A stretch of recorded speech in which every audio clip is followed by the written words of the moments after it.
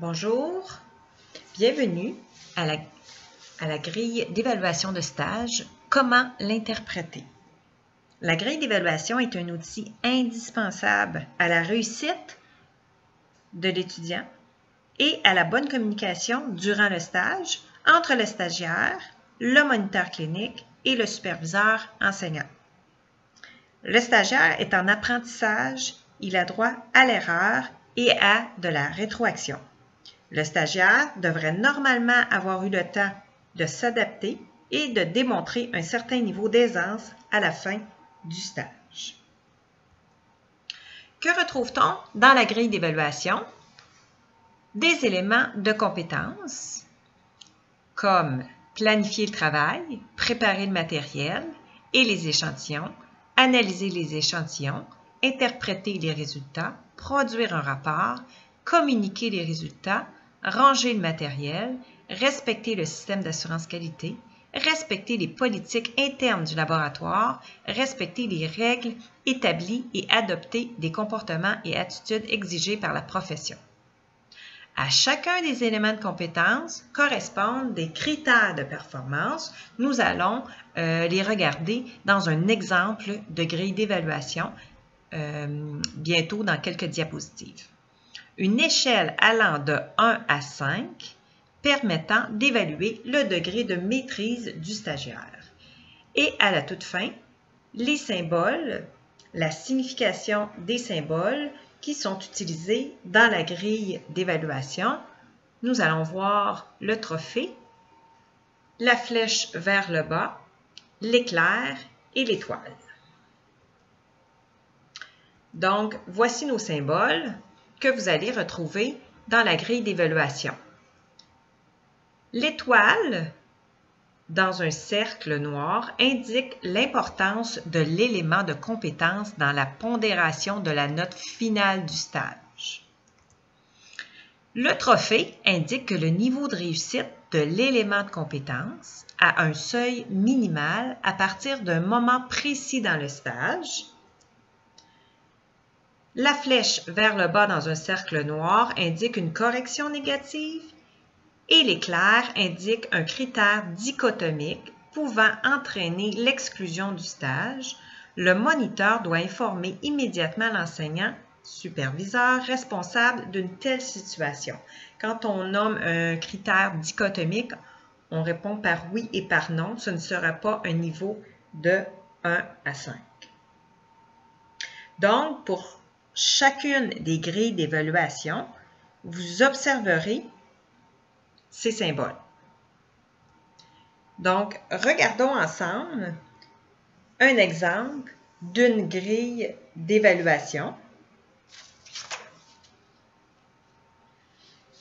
Ici, il s'agit d'une grille d'évaluation pour le stage en hématologie.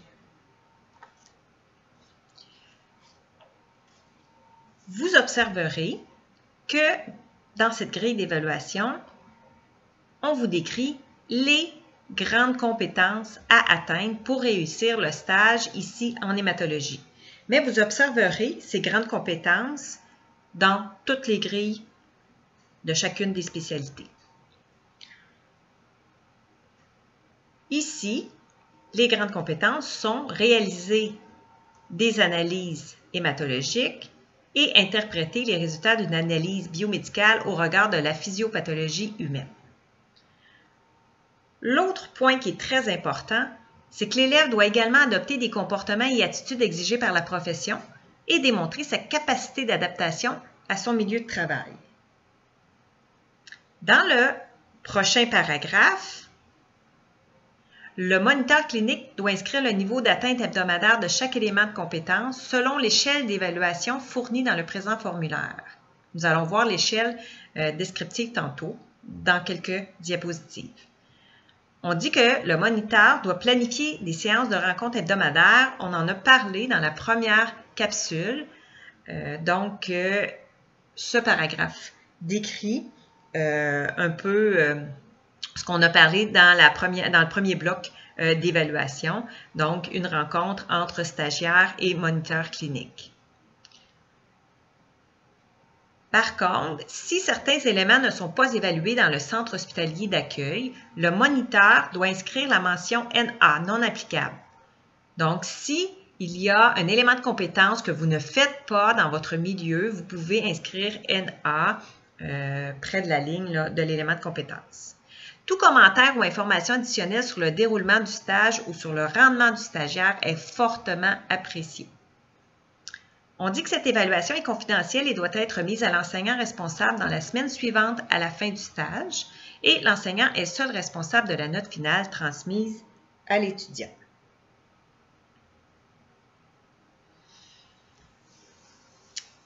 Nous avons vu dans une diapositive précédente la signification des symboles. Voyons maintenant concrètement où sont situés les symboles dans la grille.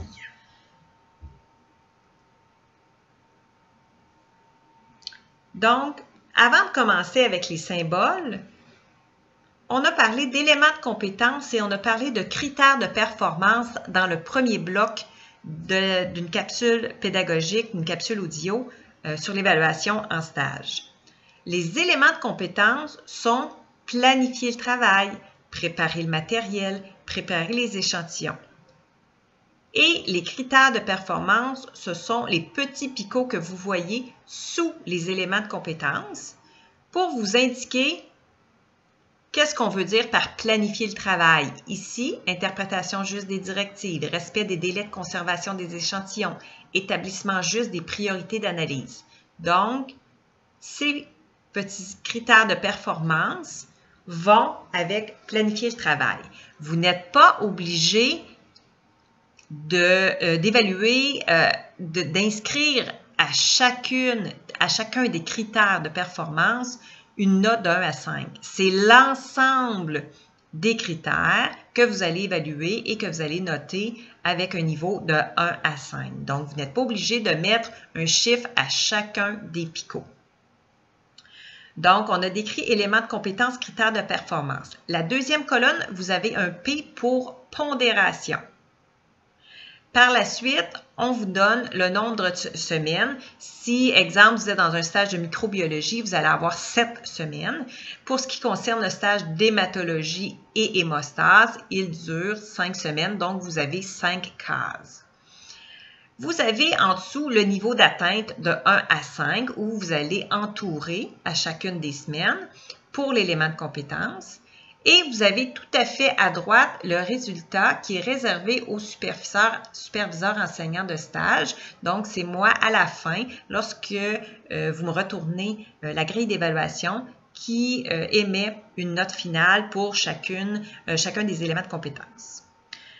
On revient au P pour pondération. Vous avez vu dans les symboles, je vous ai expliqué la petite étoile dans le cercle noir qui indique l'importance de l'élément de compétence dans la pondération de la note finale de stage. Vous voyez ici, je vous donne un exemple, il y a 2 étoiles pour planifier le travail. Mais par contre, si on va un petit peu plus loin dans analyser les échantillons, qui est un élément de compétence important, vous voyez, il y a 3 étoiles. Donc, analyser les échantillons est beaucoup plus pondéré, donc vaut beaucoup plus pour la note finale que planifier le travail. Et ainsi de suite, comme ça, au niveau des étoiles. Prochain symbole, le trophée. Donc, le trophée, c'est le niveau de réussite à atteindre à partir d'un moment précis dans le stage. En ce qui concerne le stage d'hématologie, le stagiaire doit atteindre pour cet élément de compétence un 3 à partir de la 3e semaine jusqu'à la 5e semaine. Si le stagiaire a un 4, qui est très faible comme évaluation, dans une de ces 3 semaines-là, son stage est un échec. Donc, le stagiaire doit obtenir minimalement un 3. Il peut avoir un 2, un 1 qui est excellent, mais il doit atteindre minimalement un 3 à partir de la 3e semaine Ça, on le voit ici pour le stage d'hématologie, mais ça peut être différent pour un stage de banque de sang ou un stage d'histopathologie. Les semaines diffèrent un peu. Okay? Mais c'est quand même important de regarder. Vous allez l'avoir à la première page de la grille d'évaluation. Les trophées ne sont pas partout. Vous allez voir, ils sont dans des places vraiment précises. Donc, le stagiaire pourrait avoir un 4, exemple, dans produire un rapport à la semaine 3, mais ça ne l'affectera pas pour réussir son stage. Okay? L'important, c'est qu'il s'améliore au niveau de produire un rapport, mais il est important, exemple ici, d'interpréter les résultats, d'avoir un 3 à la semaine 3, 4 et 5. Donc, les éléments de compétences qui ont un trophée sont très, très importants. Prochain symbole, le symbole d'éclair et de flèche vers le bas. Donc, un critère dichotomique. Un critère dichotomique s'explique par un oui ou par un non. Vous voyez que les niveaux d'atteinte 1 à 5 ne sont plus là. Et la flèche vers le bas est une correction négative. Ce sont des corrections négatives parce que ces éléments ont déjà été évalués pendant le programme table au Cégep.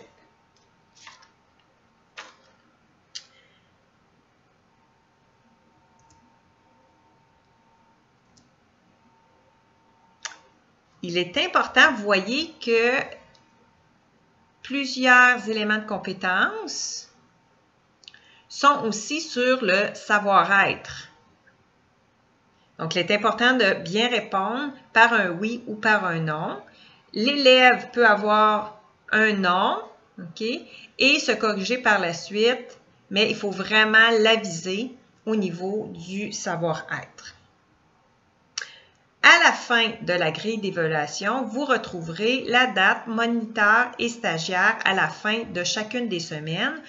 Lors de votre évaluation hebdomadaire avec le stagiaire, on va vous demander d'inscrire la date, vos initiales et les initiales du stagiaire pour confirmer que vous avez eu une rencontre avec le stagiaire.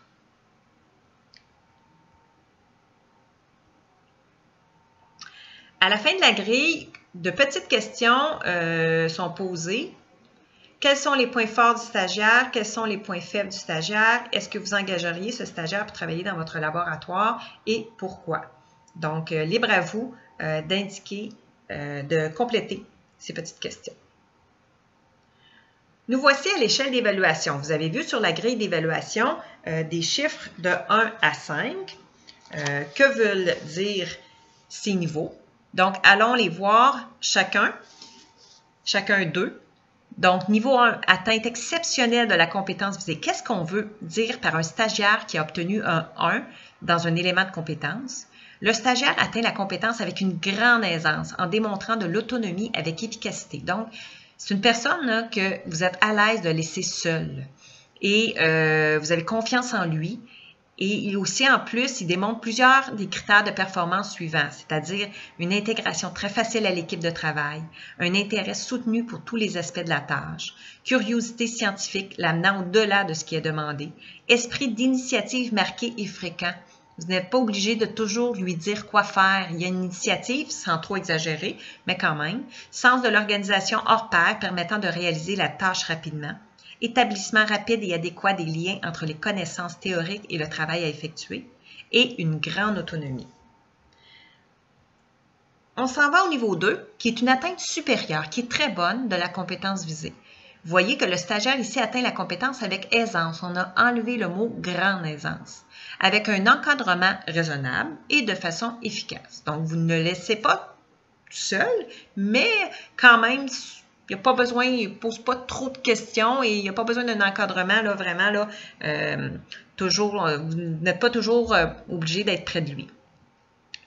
De plus, l'étudiant démontre plusieurs des critères de performance suivants. Vous voyez que c'est quand même les mêmes critères que ce que je viens de dire dans le niveau 1, mais avec des qualificatifs qui sont un petit peu moindres. Donc, intégration facile, intérêt général, curieux scientifique souvent présent, esprit d'initiative souvent présent, et ainsi de suite.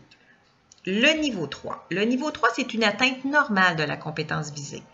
On dit que le stagiaire atteint la compétence avec l'efficacité attendue pour un stagiaire et non pour un technologiste diplômé.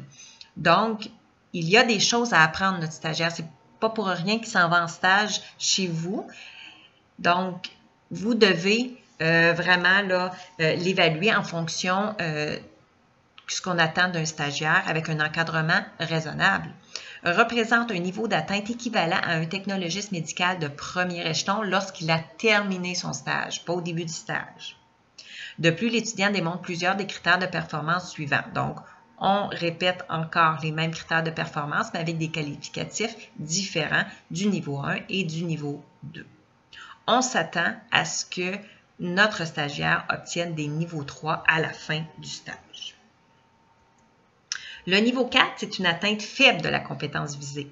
Le stagiaire présente une ou des petites lacunes dans l'atteinte de la compétence, ou le stagiaire a besoin d'encadrement à plusieurs reprises pour atteindre la compétence, ou le stagiaire atteint la compétence de façon peu efficace.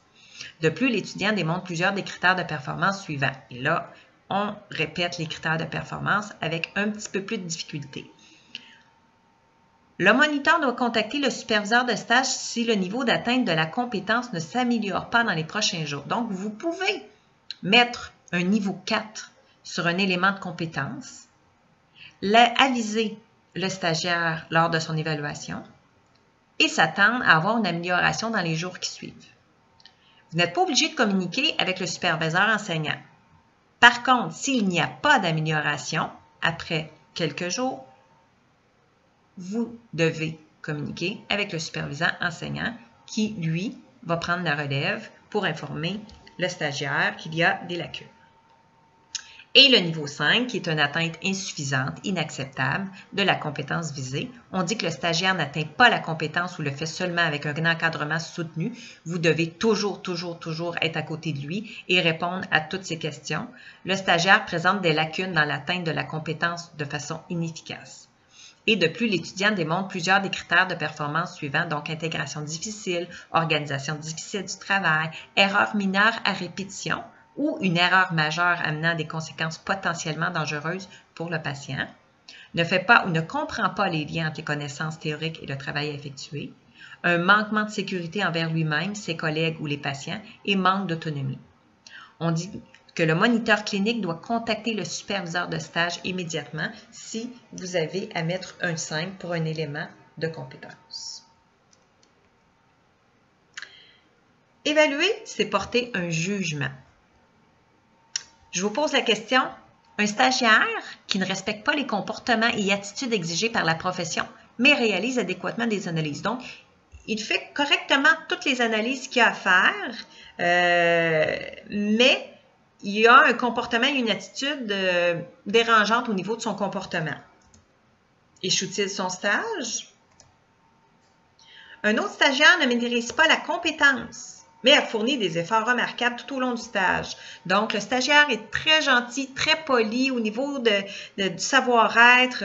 Il est très gentil. Vous voyez qu'il met les efforts, mais il n'y arrive pas là, à avoir la compétence. Que faites-vous? Donc, nous vous invitons à regarder les 5 mises en situation qui ont été présentées lors de la formation offerte au moniteur clinique en lien avec l'évaluation en stage. Vous allez voir 5 petites capsules audio qui ont été réalisées pour chacune des mises en situation.